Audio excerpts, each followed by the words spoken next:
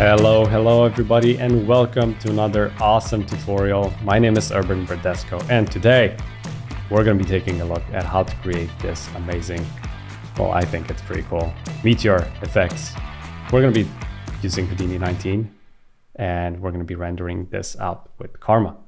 We're going to be attaching a HIP file, the one that I'm using right here. Grab it and follow along. I hope you learned something valuable, and let's get started.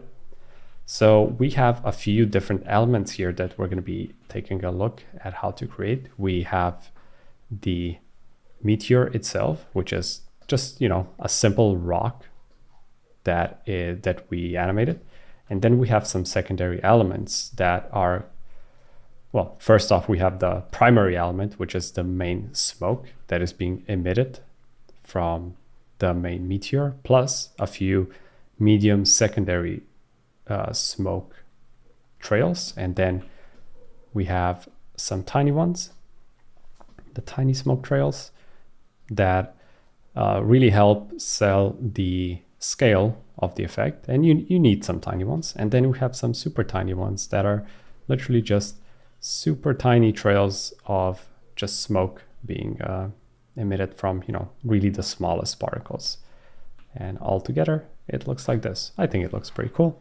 And also we can, let's see, clouds. We're gonna, when you put in some clouds, now it looks very cool, right? And with the new shading on the volumes with the ambient occlusion, I think this looks pretty cool even without rendering anything. If we quickly take a look at how the render looks like, it's here on the right. Best render. Oh, I guess there was a preview from the render from before.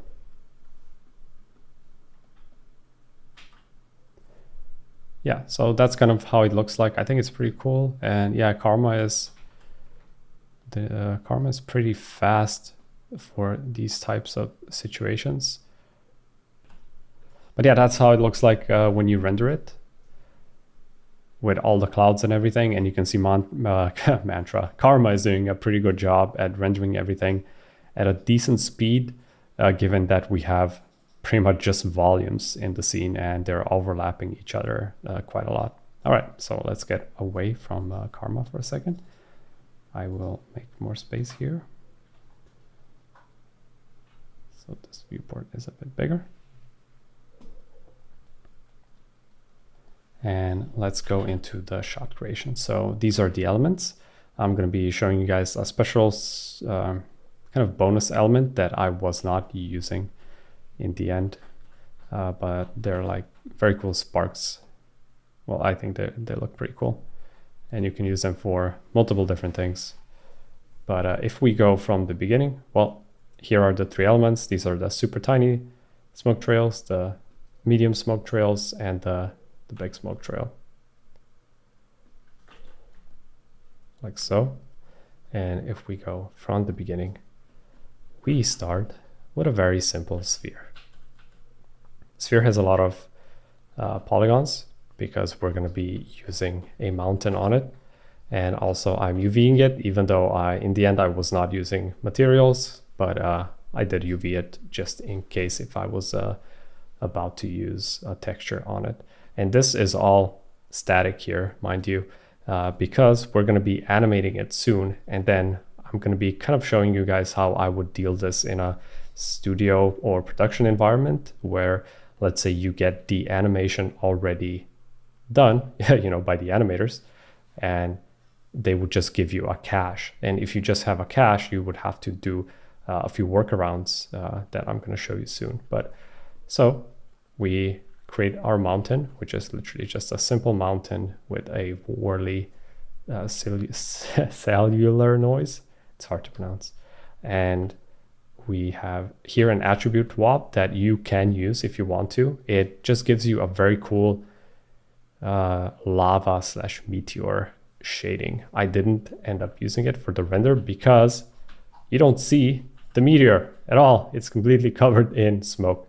That's why I turned it off, but you can use it if you want to.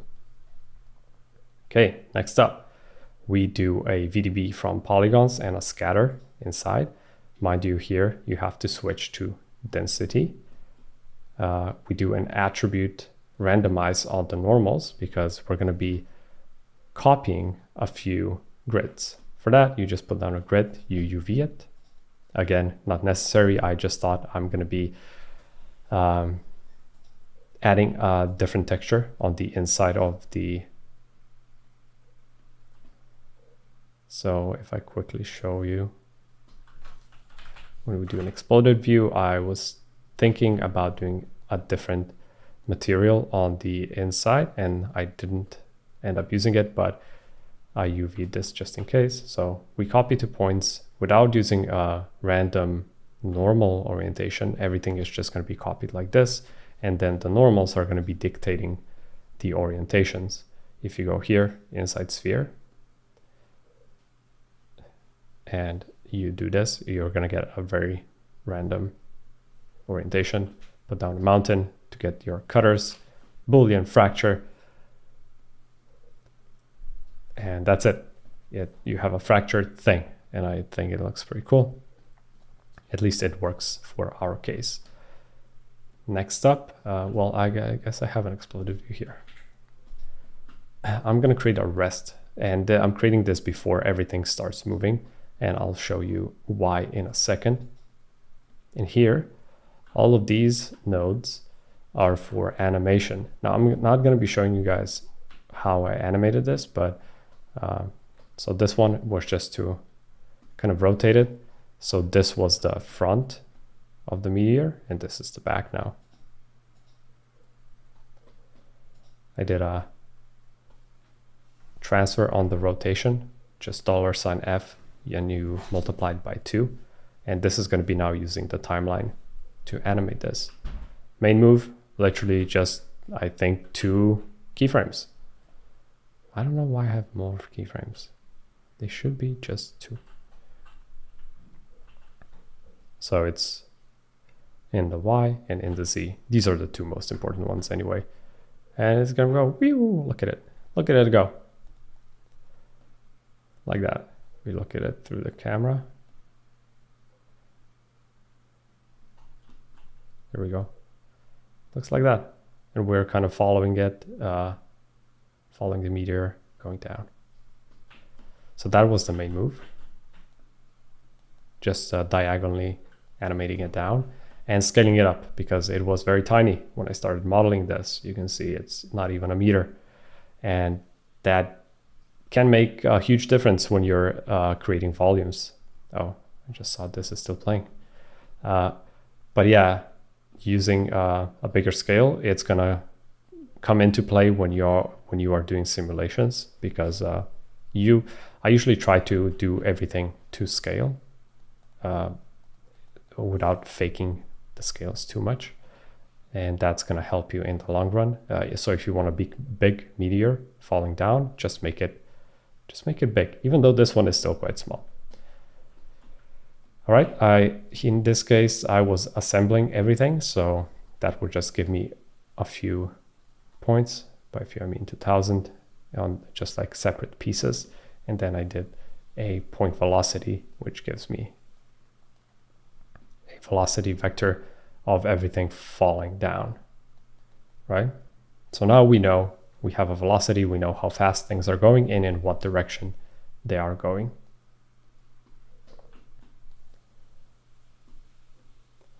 With this guy, I was creating a random group based on the point number. So if I read it for you guys, I'm gonna make it bigger. So if random point number plus a seed value, which is gonna give me a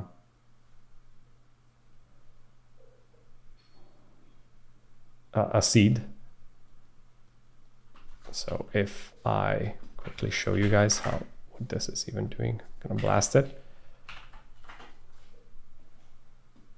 So this is gonna create a group called shards. And if we remove that group, we're gonna see we get shards. And I'm just creating a random group based on the point number. If that point number is below a certain threshold, you are in the group called shards. So if I start changing the seed, you will see it's going to be changing the shards here for me. It's a bit annoying, this visualizer, but you can see it's going to be changing the seed. I'm going to go back to the seed that I had. With this one, I am creating a centroid, and you can see I'm plugging this into the second input here. And that is because and also keep in mind, I'm using detail to run over detail, which will just run over this code once.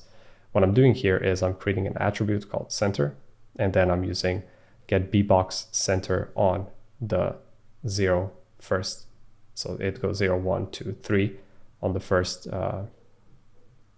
actually on the second input.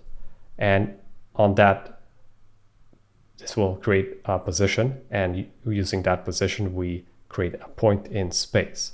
Now, if we did the same thing here, it's going to still create that point, but it will also, and just put this to 0 now.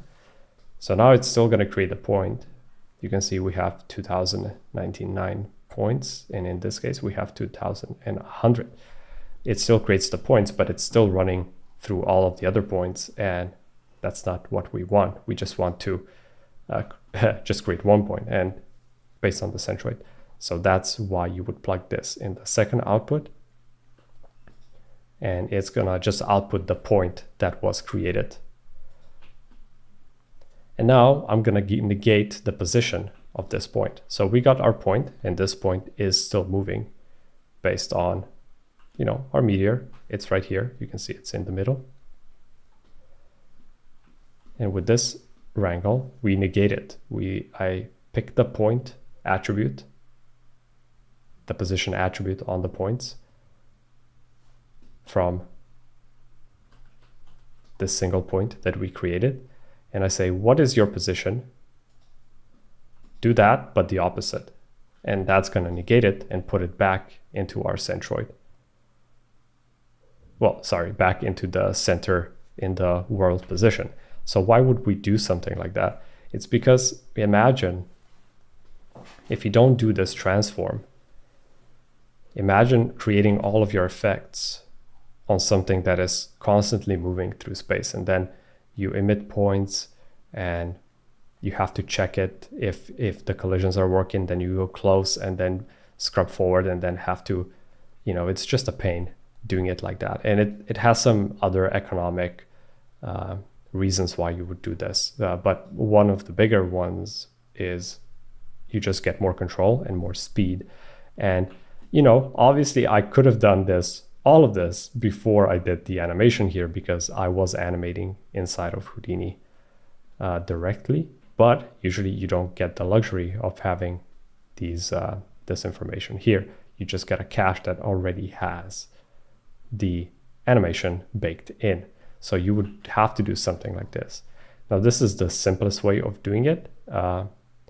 You can also try inverting the matrix, the transformation matrix and the rotational matrix. We're not going to cover that in this tutorial, but this is a simpler version that works in most cases. It's not going to negate the rotation in this case. And we actually do want rotation, because if we also negated the rotation and then we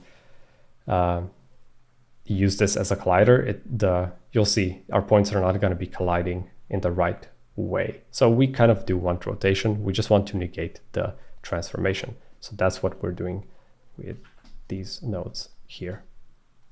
All right, so now we have this back in the center and it's shattered and it's rotating. So I'm gonna split the shards between the shards and our main meteor. On the shards separately, I add some additional position transformations and noise to the position. And that will essentially give us this movement let me quickly preview this. this will essentially give us the movement of a meteor falling down. If you imagine like everything is falling now, and some of the pieces are kind of being left behind, some of them are staying a bit and lingering a bit longer. And you'll see I do a fix on this later where not everything becomes so flat here because it was kind of bugging me. But you can see some of them are staying and a lot of them are kind of falling behind because they are just lagging. Maybe they have lesser speed. And you can see it looks like this. Very cool. So how do you animate this? Because all of this is actually just animated in this node, right? So we have our position here, and this is just to push everything backwards a bit. You can see it's not doing much. It's just pushing everything backwards. And now we want to rotate and transform all of these shards. Well, what we do is we can create a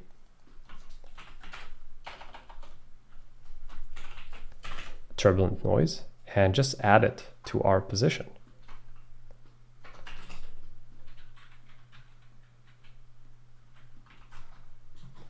It's a 3D noise and Perlin, and let's just increase the amplitude. So that's pretty much what I was doing.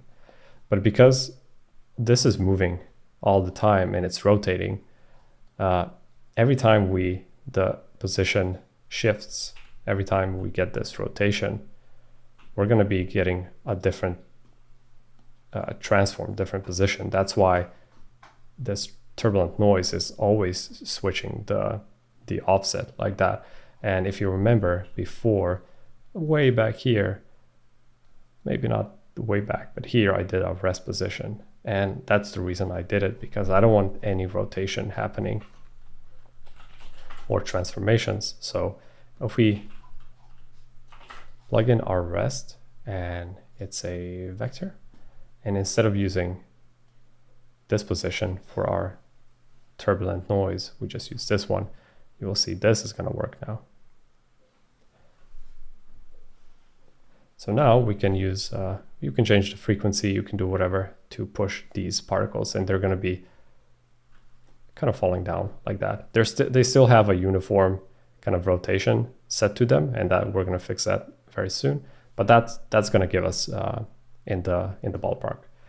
So now we want them to be moving as well up and down randomly. So we kind of need to imagine each point needs to have a value of between 0 and 1. So if you're 0, stay where you are. If you're 1, be pushed in some direction. And that direction, you know, we calculated that direction before with our point velocity. We can use this vector and its direction to push it into the direction that it's actually falling from. So if we just do that and we say, well, just, you know, we're adding position here. Where are we? What if we just add on top of that, just push it in the velocity that you're moving? And you can see kind of did that by the velocity. Well, we can also normalize it just so it's everything stays here. You can see everything kind of moved by 1, but it is going to move in the direction that it's falling from. So if we pick this and multiply,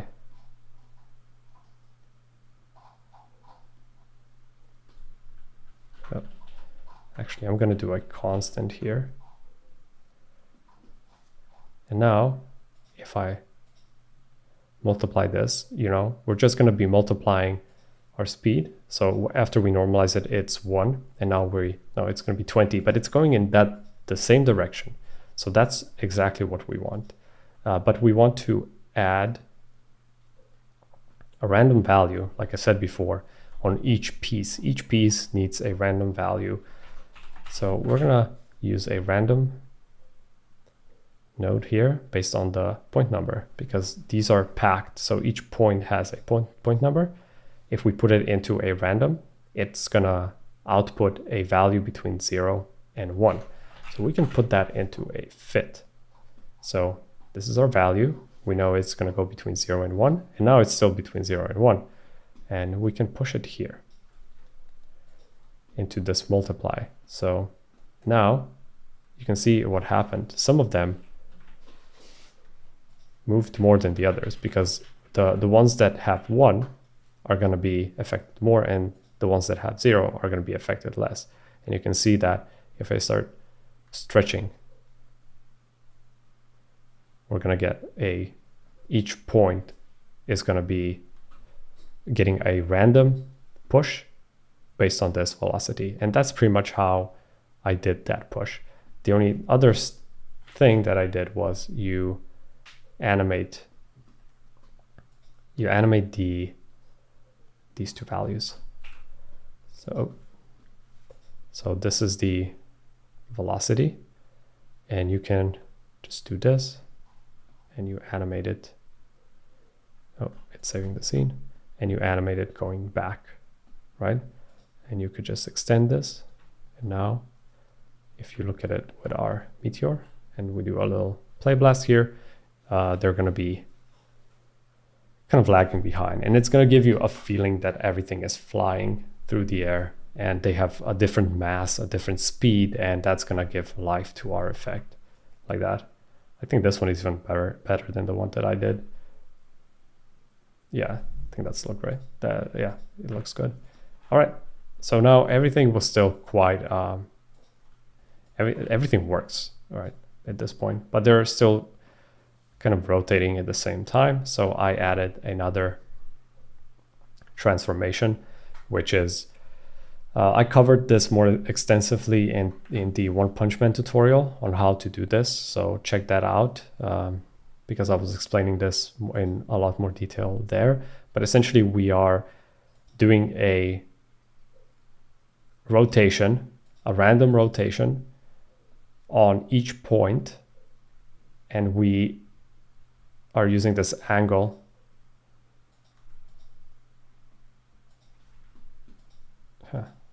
something weird is happening here. Yeah, that's like I think that's a Houdini bug right now that's happening, but you can see it's doing a random rotation on each point, and that's kind of what you want. And you can animate this. We put $by2. I think that you can kind of see now everything's going to be rotating. Maybe let's exaggerate it. Yeah, too much. By 1. Too much. You can see what I'm trying to do here. I'll go back to my value, which I think was animated before. Maybe it wasn't. Maybe I was, yeah, I think what I was doing is, you can see now everything is kind of, you can see they all have the same direction because of this transform. And with this, I just changed the rotations slightly here, so it feels more random.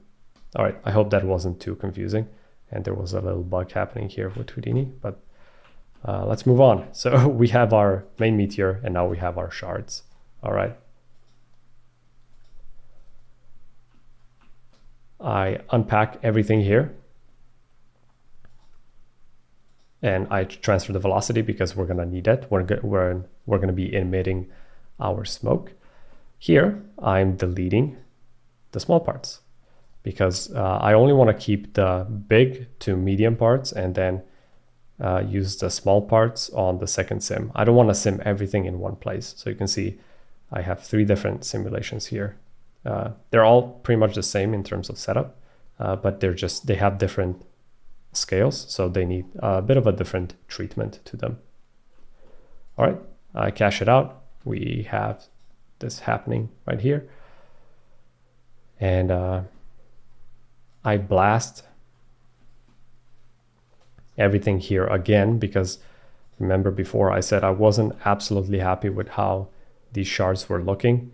Here they kind of became a bit flat. You can see they're forming a line. So what I did was I added another stretch, which is that same node that we created here. and I just added even more stretching, and I removed the big piece here. All right, so now it feels more organic, and they're more stretchy as before. Before they were kind of forming a line, and this was pushing everything a bit more. All right, but that was just like a side thing that I did, and you could have done this here before you start going into this tree. And then I merge everything back. I'm gonna do a little scatter here. Just scattering. What was I doing? Never mind. Scattering color with attribute noise, you get a color, and then removing some points just so we get a bit more randomized emission, but this part is not super necessary. Then we do a pop. Oops. Do a pop sim like so. And because we still have, everything is still in place. Everything has its velocity. So the points are just going to be pushing into the velocity where everything is flying towards. So you can see now how this becomes more practical, right? That we have everything set in place here before we start doing any type of simulations. And this pop network is a very simple one. It literally has nothing. Everything is set to the defaults, except I was using a different interpolation source. Just so if I set this to negative, to none, we're going to be getting some stepping in the sourcing. And that's happening because, we would need more substeps and everything, and this just fix it. So I think it was set to negative, and I'm using the point velocity because we do have velocity in this case, and it's just going to be filling in the gaps here for our emitter. You can see I'm using a negative velocity here and just a bit of variance, just so it becomes a bit more random and more fuzzy at the edges. And then another pop source, pop force with an amplitude set to 50. All right. After we have that, we cache it out. And you can see I'm caching 3 substeps, and I'm using 3 substeps. And that's kind of important for our simulation. So this is the emitter we're going to be using. Now, the reason why we do emitters like this for a simulation like this, well, it's going to pop out like this, is because if you don't do this, you're going to get serious stepping issues in your sim. So for instance, if we don't do this, and we just use our points here, let's see, I'm gonna go a bit off-road. Just plug in here. Never mind this, I'll explain this in a second. Just see if everything still works. Move this. Just trying to prove a point. So if you don't do yeah,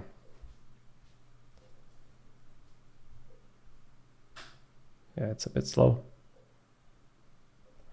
If we don't do the particle simulation, and in this case, I'm also using 3 substeps here. So let's go to 1 substep. It's going to be a bit faster. But yeah, without using the particle simulation, we're going to be getting stepping in the sim. And you can see that stepping happening quite intensely right here. And that's the #1 issue that we usually face when we have fast moving objects. And that's the best and the easiest solution to fix it.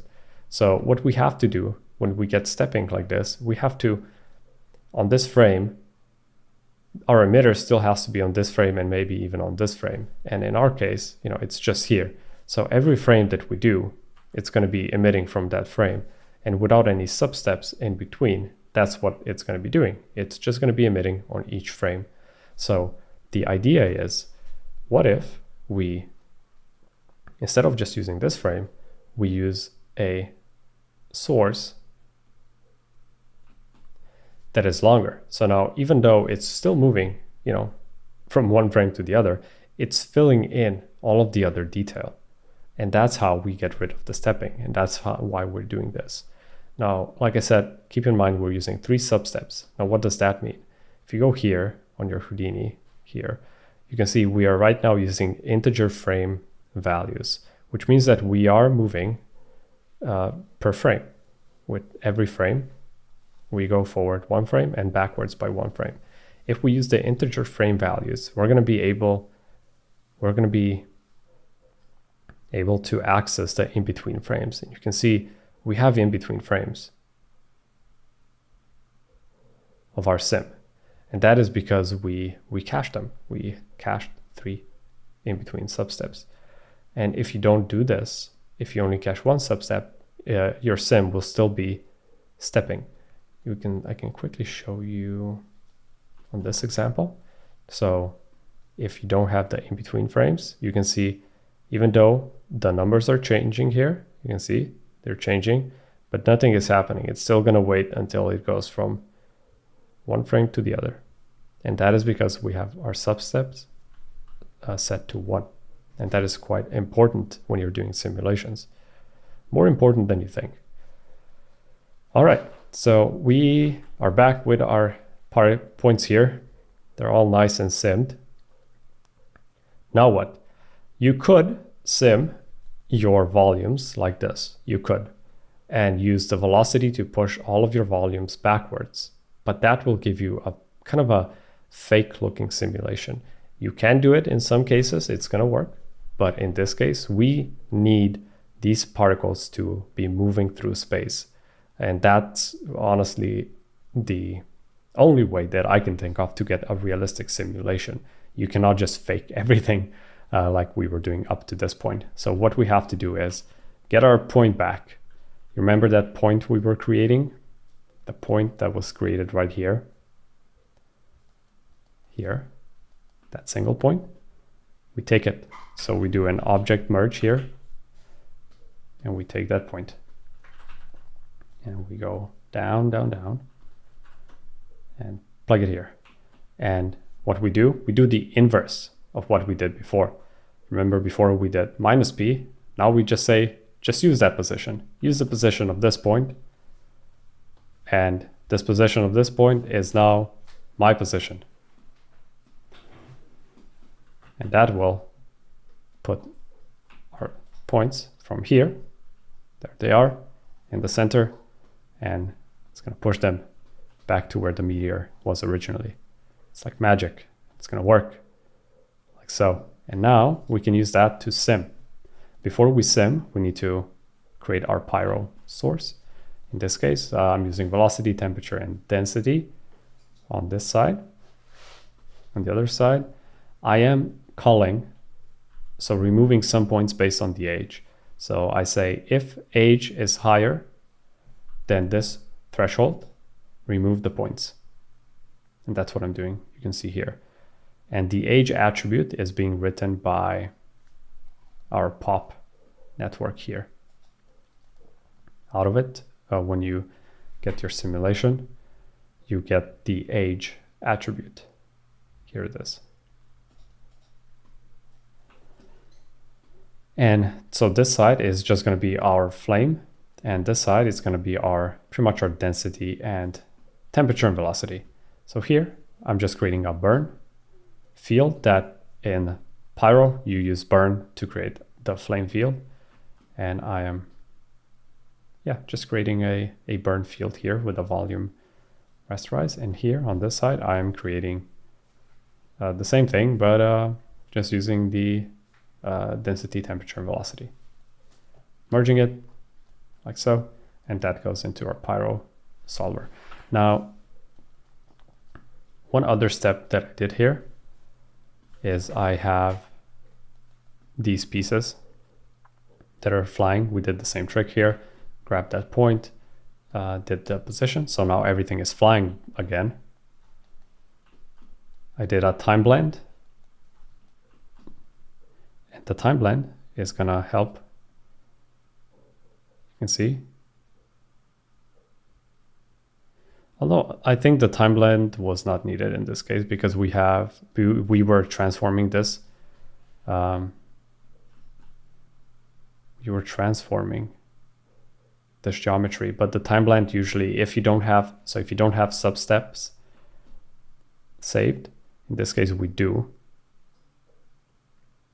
you can see everything is moving. But if you don't, I usually just out of precaution, I add a time blend. So time blend here, and I just time blend the position in this case, just to be sure that we do have those in between sub-steps, because they are, again, quite important. I calculated the velocity here for some reason again, or actually, yes, I was adding a curl noise, so you can see what this is going to do. And by the way, if I wasn't clear, this side is being used for collision. So plug that back into collision. The velocity, without this, velocity was very straight and boring. It was just falling down. If we add this, it's going to add some of that curl noise goodness happening here. And we want that to be on our collision, because with collision, once you do this, you can turn it into a VDB and you name it collision. And you can also create a velocity VDB here. And we're going to be using both. All right. So another point that I want to take, that I want to make with those sub-steps, if we go back,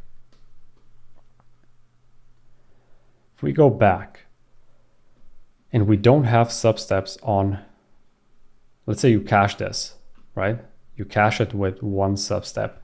You make that mistake, that final mistake. You cache this with one sub-step. Where are we? So we have this, you cache it, we do a sim.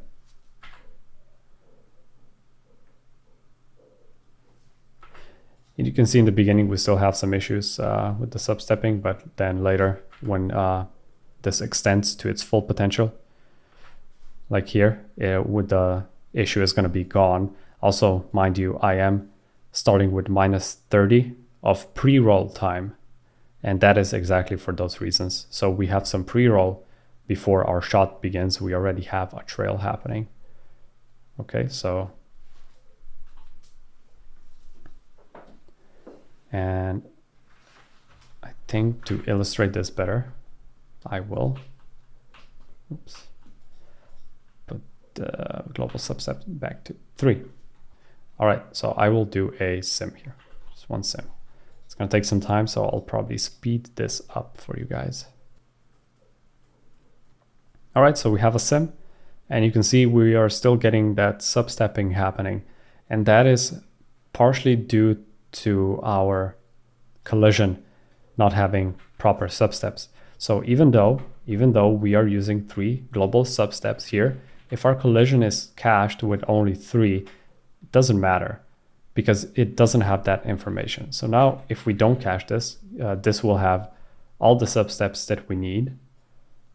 You can also go here and just cache this with more substeps, but in this case, I'll just bypass this and do another sim. And you will see that here, if you look closely here, you can still see the substepping happening. And hopefully, with the new collision now in, that will be gone. So where are we? You can see it's already changing. Look at here. See that? See how smooth it is when it overrides the previous preview? Like that. So that's quite smooth now. So that's how we want it to be. And you can see if you don't do this properly, if you don't do this setup properly, you're going to be in a world of pain, because you will be hitting yourself on the head. Why is this so slow? Why am I getting all the steppiness? And that's how you fix it. All right. So we cache this out. We do a little pyro bake. I'm using flame and flame for everything, for the scattering and for the fire. Let's punch this forward. And here we go. It's pretty cool. I like it. Looks pretty good. We are getting nice details here. I will not be covering the pyro setup because it was very basic. Just sourcing everything in. And like I said, please do download the HIP file and follow along with the file. It's going to be much easier. The only thing that here I am setting is SDF plus volume velocity. So now we are using that volume velocity. I can quickly show you if I go here, so it's a bit faster. Collision, let's put this to 5. You will see this is going to start exploding now. Now our collisions are pushing in a lot of velocity in the beginning.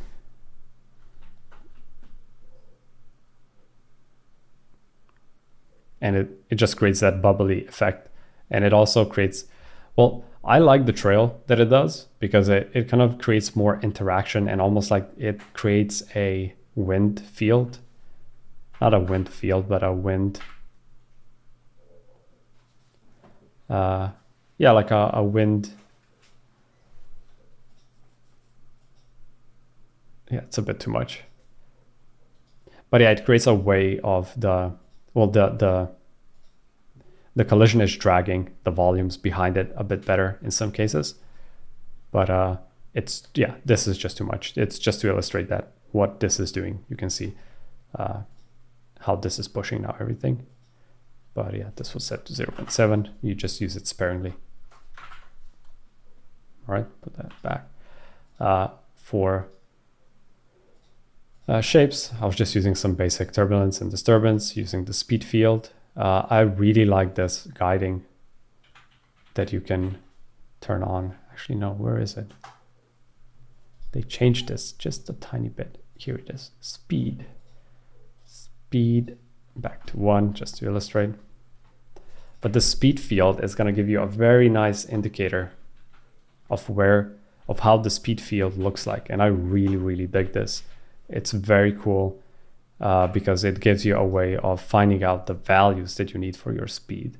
So you can see now, if we go to, where was it?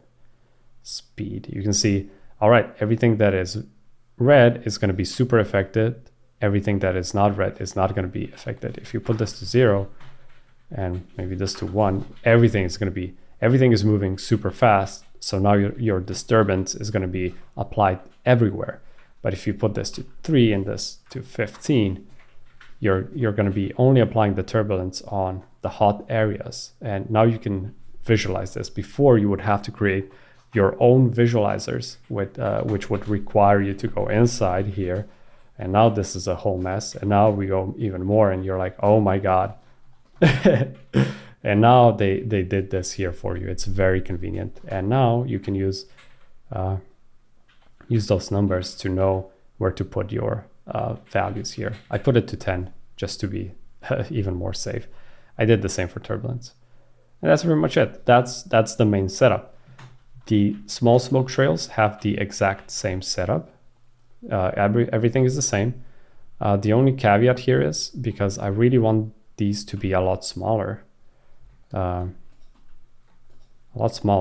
If you actually was here. So if you put this to density, your burn field is going to be big because it's going to use density as the coverage attribute, and you don't want that. If you're going to do this, your trails are going to be quite big again, and you can see the difference. This is how thin you want them to be, and if you don't put this to burn, they're going to be way too big. You can see how thin they are now. So this is a caveat. And the other thing are the super tiny ones. And the super tiny ones are same setup. So we have the tiny ones, cache them out. I delete the big ones in the middle, that stretchy thingy. I removed quite a lot of them randomly using this, the wrangle. So we have a lot less of them. Unpack, scatter points, so they have a lot of points on them. And then I did a pop sim. Pop sim is the same as the other ones. That's why there's not a lot to say about it. Pop sim. Look at them go. So we have them doing their trailing, push them back so they're flying, do a VDB. So here we do a volume from particles and a VDB. So the VDB you name to density, and this is where you put your voxel size, and then volume rasterize particles, we are rasterizing just the density, and we are creating density. So it's going to be using points and p-scale, which you can set here. And also I was adding velocity blur because in some cases they were still a bit steppy. If you add velocity blur, it's going to kind of blend and smooth everything. And for these really tiny ones, that was working quite fine. You cache them out. All right, very cool. So that's the main setup. Now I did want to show you another kind of bonus setup, and that was happening here. I didn't end up using it, but you can, if you want to, you can make it work. So we have our rock here again in the middle. We did all the same tricks here with the points, pushing it back. Here I made it a bit bigger and I put it into level. So before it was following down like this diagonally, and I put it back into kind of a water level horizontal position. Then another point, although this was not super necessary, and I copied my emitter to it. Now my emitter looks like this. It's not much, but what it is it's a sphere that has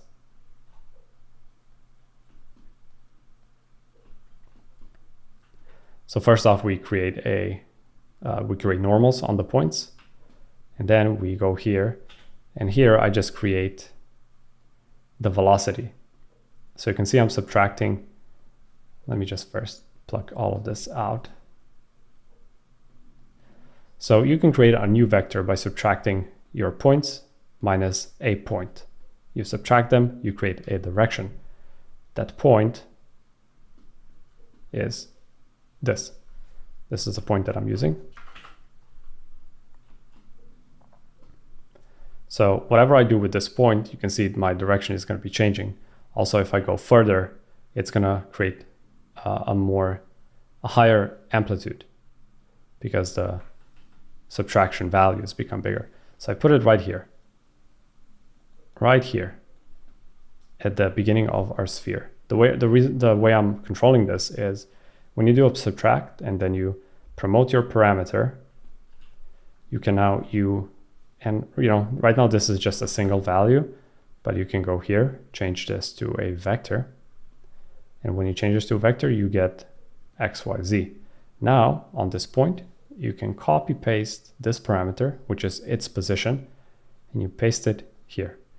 Now this point here, this position here is gonna be this point, the position of this point. I hope that makes sense. And then you subtract everything and you get this. So now we have our direction vector, but you always want to do some randomness to it. So if you have a turbulence, and I will show you right away why we are even doing this and how does this look. So we have our turbulence. The color looks like this, and everything that is black is going to be 0, everything that's white is going to be 1, and then everything in between is going to give you in between values. So if you use this, if we look at our vector and we say, well, multiply everything by this map. So everything that is white, you just stay as you are. If you're dark, like this patch, become negative, and that will give you some variation between your velocity. And I did exactly that. So if you plug this into your velocity, you can see now how this is going to be corresponding to your map, and that will give you some randomness.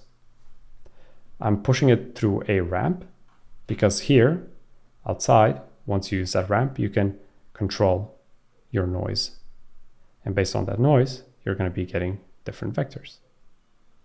Well, different vector randomization, at least. All right, so I add some kernel noise. I always like adding kernel noise. Looks like this, very fuzzy and nice. This case, I was just creating a mask, and honestly, you don't have to do this. So I'll skip this part, but you don't have to do it because I was clipping everything anyway. So I was clipping. So before I clipped, I removed everything based on the color, and then I clipped it in the back and in the front. So this is our emitter that we're going to use for our sparks. So I copy pasted to where my centroid is of the meteor. So it's in front, scatter points, and now we're going to do a particle sim. It looks like this.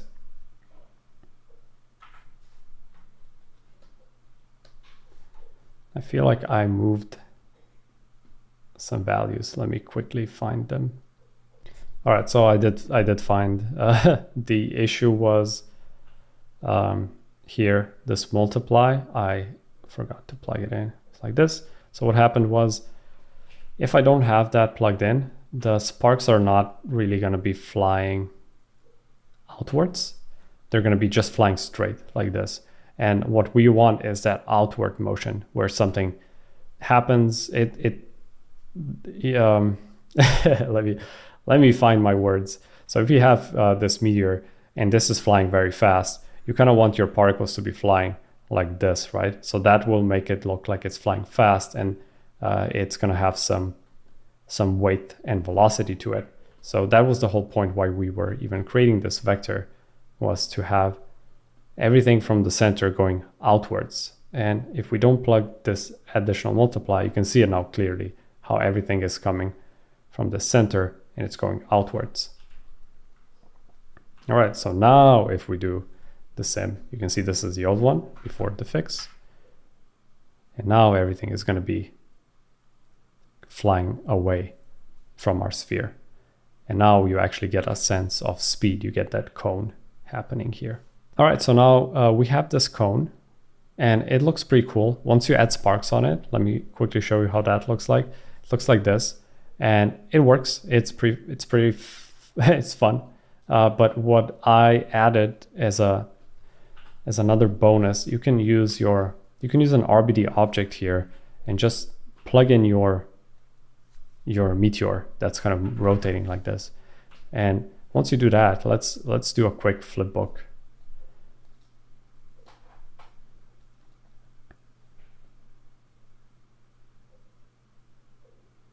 It's a bit annoying that it's not updating here. It only does that once you go into positive values. You can see that it creates a fluid-like motion to our particles, because now they're actually colliding with the meteor. And that you can also use that as another pass. Maybe you can rasterize the particles here and create a volume out of them. You can also just use this as an additional layer of sparks. You can do pretty much whatever you want. You can see they are actually colliding with the meteor, and they're colliding quite well. So you can also use this for sparks, and you can use that for your kind of volume speed fields. So that was another kind of tip. And the RBD object, you kind of need to reduce the bounce, because if you're high on bounce, it's gonna be freaking flying.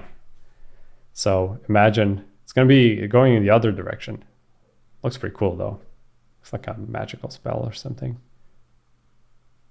But it's gonna be flying and then bouncing in the other direction. So this has to be very low. What if we increase the friction pile? I want to see if they actually stop.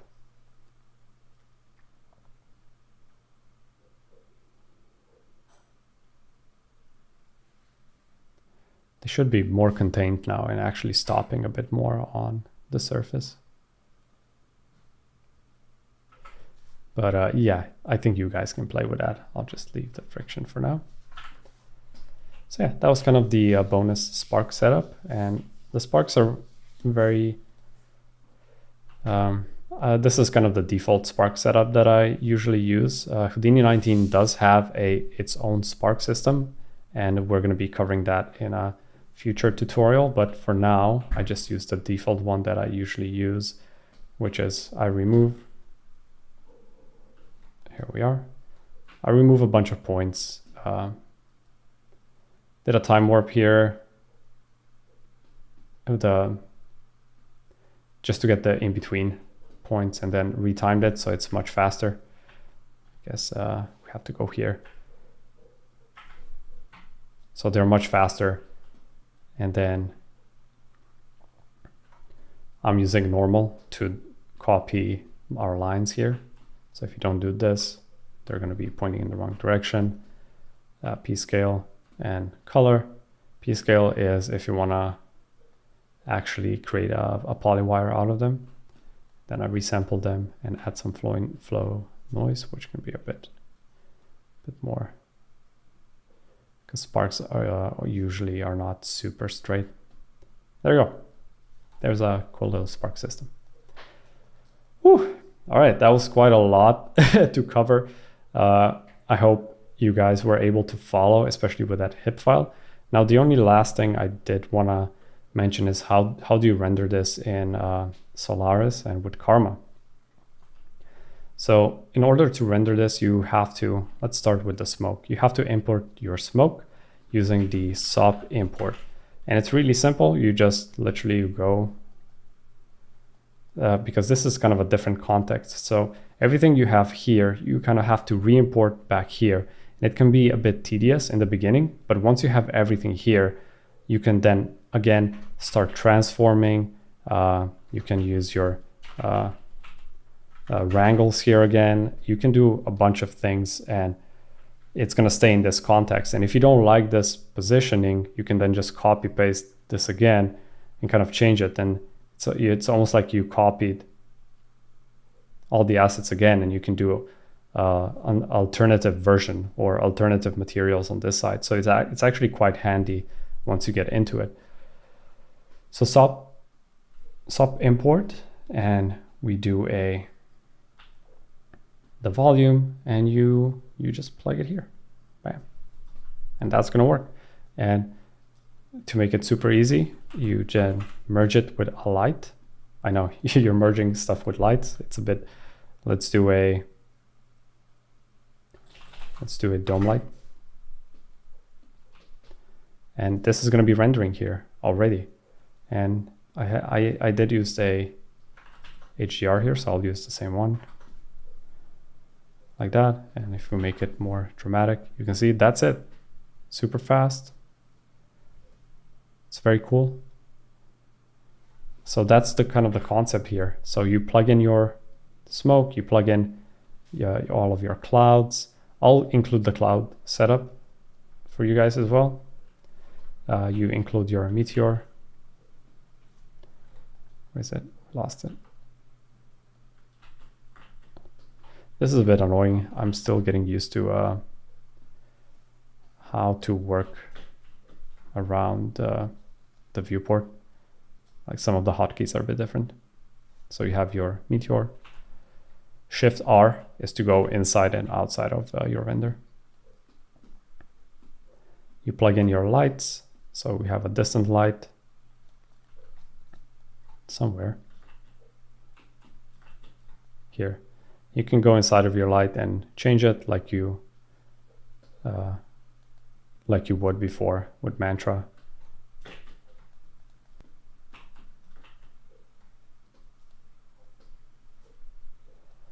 And then I have another spotlight and a dome light. They're very easy to control, nothing super fancy here, very simple. You just merge everything together. So once you merge it, it's actually going to be visible here in the graph. You can see you go to your scene graph, and if it's not merged, it's not going to be showing up here. So if you're up here, it doesn't know about it. If you're here, it's going to know about it. So you plug in your clouds here as well. You merge the clouds, and now you have this. You can use a light linker.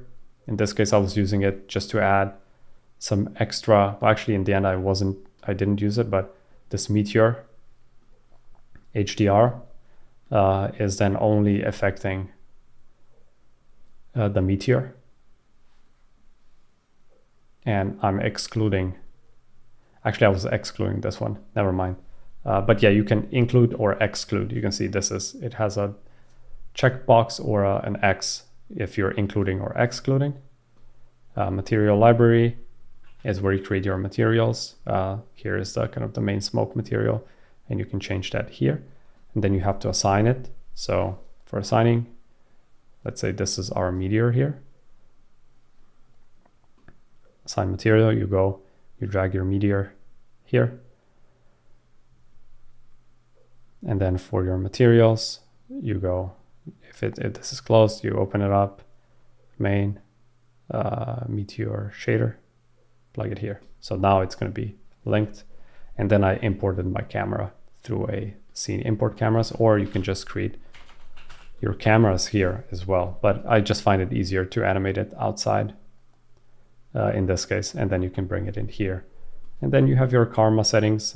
You can play around with this, and Saber actually did a very extensive in-depth overview of how to use karma. So please check that one out. So once you have all of that, go here, and then you Shift R. It's going to render. Now it takes a while in this case to render, and I love this. Where is it? The Intel denoising. It's so good. In some cases, it's a bit too strong, but it's so good. And Saber shows you guys how to use that in comp later. So if you don't want the full effect, you can still kind of do it in post and kind of do half and half if you want to. But yeah, then this is the Meteor. So yeah, in this case, it's missing some of the elements. So you would just add them, like I showed you guys with the smoke. You just add everything, link the materials, and you're good to go. All right. I think that's it for this tutorial. It was a bit shorter than the other one, but I feel like we covered quite a lot again. For the clouds, clouds, very simple cloud setups. These were small ones just so it creates an illusion of speed. And then you have your bigger clouds like that. And I'll keep these setups in for you guys so you can play around and do some rendering on your own. But yeah, that's it. That's everything that we have for you guys today. I hope you enjoyed this tutorial. I hope you learned something new, and see you guys in the next one. All right, bye.